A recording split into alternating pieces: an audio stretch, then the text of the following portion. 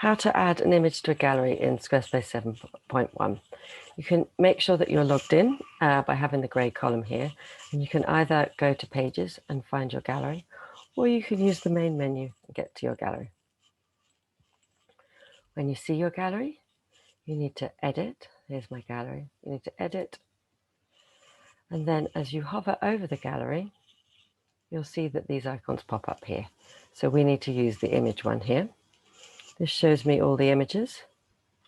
I can add the cross here, upload an image. You can add multiple in by holding the Shift key down and pressing more than one. And there they are, loading in.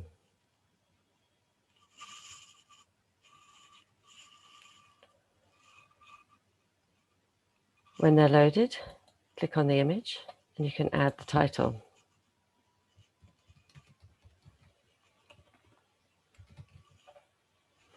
And if you prefer them in a different place, just grab and drag to the top or wherever you would like them. Then close. And remember to save at the top. Where there's done is save. And your new image is added in. There we go.